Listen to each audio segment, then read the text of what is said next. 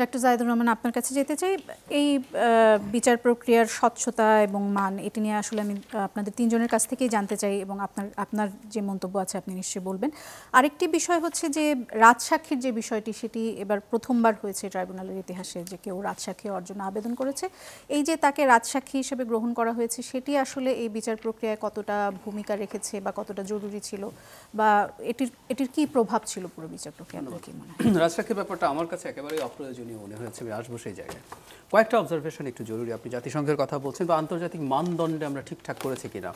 আইসিটির যে মানে অ্যামেন্ডমেন্ট করা হলো, রোম স্ট্যাটিউটের সাথে এটাকে কনফার্ম করা হয়েছে, ম্যাচ করা হয়েছে। আমি দেখেছি এটা খুবই সঠিক কাজ।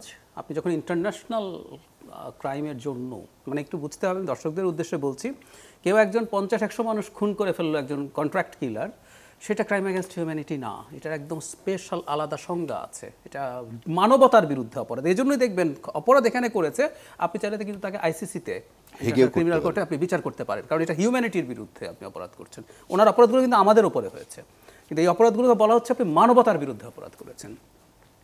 সো এইগুলো হয়েছে। আপনি ভিডিও মানে লাইভ করতে পারেন। আপনি ইভেন শেখ হাসিনা আসলে উনি পৃথিবীর শ্রেষ্ঠ লয়ারকে নিয়ে আসতে পারতেন, যে কোনো কিছু করা যেতে পারত, এবং উনি যেহেতু আসেন নাই, উনি আসলে ওই অধিকার হারিয়েছেন। সো এই কথাগুলো বলা তার দিক থেকে অর্থহীন। কিন্তু দুটো জায়গায় আমাদের একটু সমস্যা হবেই আসলে। একটা হচ্ছে মৃত্যুদণ্ড, এটাকে তাও সামহাও আমরা ডিফেন্ড হয়তো করতে পারবো, কারণ পৃথিবীর বহু দেশেই আইনের মধ্যে আছে। কিন্তু ইন অ্যাবসেন্সিয়া বিচার, শেখ হাসিনা যেহেতু আসেননি, এই বিচারের বিরুদ্ধেও খুব শক্ত অবস্থান আছে। এই যে আইসিসির কথা বললাম, আইসিসিতে কখনো কারো বিচার শুরুই করা যায় না যদি তাকে আপনি তার কাস্টাডিতে নিতে না পারেন, হাজির করতে না পারেন। ফলে কারো অ্যাবসেন্সে বিচার, আমরা যতই আমাদের দিক থেকে লয়ার দেই না কেন, এটা ইন্টারন্যাশনাল স্ট্যান্ডার্ডের একটা বত্যয়, এটা স্বীকৃত। সেক্ষেত্রে তারা আপিলও করতে পারবেন না। না, এখন একটা মূল সমস্যা দেখুন, জাতিসংঘের রিপোর্টের কথা যে বললেন, জাতিসংঘ কিন্তু এই রিপোর্টটা আসলে ঠিক ডকুমেন্ট না, ওনারা রিপোর্ট দিয়েছেন, কিন্তু জাতিসংঘ রিপোর্টে বিস্তারিতভাবে বলেছেন তাদের কাছে যথেষ্ট এভিডেন্স আছে, ডকুমেন্ট আছে। বাংলাদেশ যদি এই দুইটা ব্যাপারের কারেকশন করে, একটা হচ্ছে যে বললাম অলরেডি ক্যাপিটাল পানিশমেন্ট, আর একটা হচ্ছে ইন অ্যাবসেন্সিয়া বিচার, এ দুটো যদি না করে, তাহলে বাংলাদেশকে এই ডকুমেন্টও তারা হস্তান্তর করতে প্রস্তুত আছে। খেয়াল করবেন, জাতিসংঘ শেখ হাসিনাকে ডুবিয়ে দিয়েছে এই রিপোর্ট দিয়ে। মানে তার সিদ্ধান্তে, তার কোঅর্ডিনেশনে, তার ইমপ্লিমেন্টেশনে সব কিছুকে জন্য তাকেই প্রধান দায় দেওয়া হয়েছে। তো ফলে এরপরও কিন্তু তারা এই কথা বলছে। সো এই প্রশ্ন আসলে আসবে। আরেকটা কথা একটু বলে রাখি, এটা একটু বিচারের ব্যাপারগুলো তো যতদূর সম্ভব ফলো করেছি। যেহেতু শেখ হাসিনা আসেননি, তার লয়ার ছিলেন, আমরা লয়ার দিয়েছি, তারপরও বিচারটা খানিকটা তাড়াহুড়ো করলাম কিনা এই প্রশ্ন আসবে।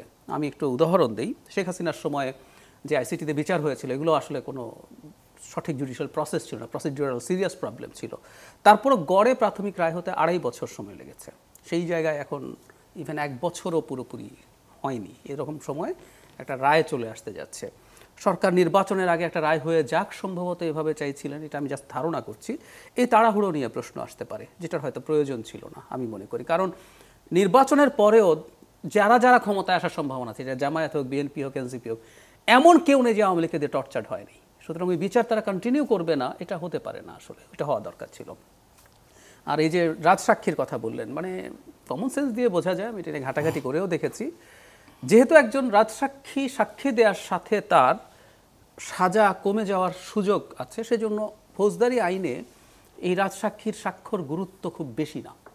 শেখ হাসিনার বিরুদ্ধে আমাদের এত ক্রুড সব ডকুমেন্ট আছে। আমি একটা উদাহরণ দিই। বিবিসি বাংলাকে তিনি বলছেন যে তিনি লেথাল ওয়েপন ইউজ করার নির্দেশ দেননি, এটা ইউজড হয়েছে, তার প্রধানমন্ত্রী হিসেবে দায় আছে, কিন্তু এই অর্ডার তিনি দেননি। বিবিসি বাংলায় তখন লিখছে, বিবিসি এবং বিবিসি বাংলা পরে রিপোর্টে এসছে, লিখছে যে সেখানে বিবিসি কিছুদিন আগে একটা ডকুমেন্টারি করেছে এই শেখ হাসিনার এই সময়টা নিয়ে, সেখানে যে তিনি লেথাল ওয়েপন দিয়ে গুলি করার নির্দেশ দিচ্ছেন, সেটা ফরেন্সিক বিদেশে করেছে, বিবিসি নিজে করেছে, করে তারা এটা জেনুইন পেয়েছে। সো এত পরিমাণ ক্রুড প্রমাণ আমাদের হাতে আছে, সেখানে আসলে রাজসাক্ষীর কোনো প্রয়োজন ছিল বলে মনে হয় না। র্যাদার এই রাজসাক্ষীর নেওয়ার মাধ্যমে আমি নিশ্চিত নই, আমার কাছে মনে হয় স্বাভাবিক কাণ্ডজ্ঞান দিয়ে কিছুটা দুর্বলতাই তৈরি হয়েছে। কারণ যথেষ্ট ডকুমেন্ট, শেখ হাসিনার কপাল খারাপ, এই ডিজিটাল যুগে উনি এত বেশি ডিজিটাল ফুটপ্রিন্ট রেখে গেছেন, আমাদের যথেষ্টই সম্ভব প্রমাণ করা এগুলো। তার অ্যাবসেন্সের কথা যে আপনি বলছেন, সেই ক্ষেত্রে কি আসলে সরকারের কিছু করার ছিল?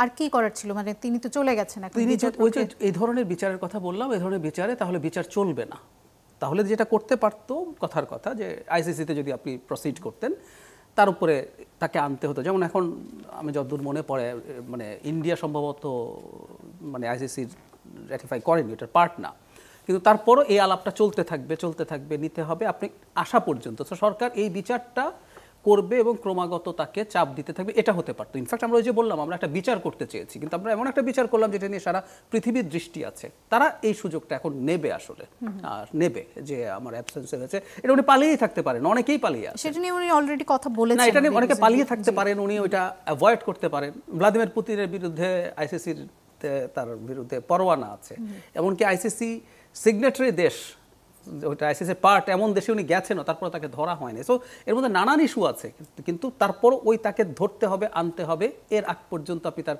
ইন অ্যাবসেন্সে বিচার করতে পারেন না। অনেকেই নেতানিয়াহুর বিরুদ্ধে ওয়ার ক্রাইমের অভিযোগ তৈরি হয়েছে, বিচার হচ্ছে না যতদিন পর্যন্ত তাকে পাওয়া যাবে না, পাওয়া গেলে হবে।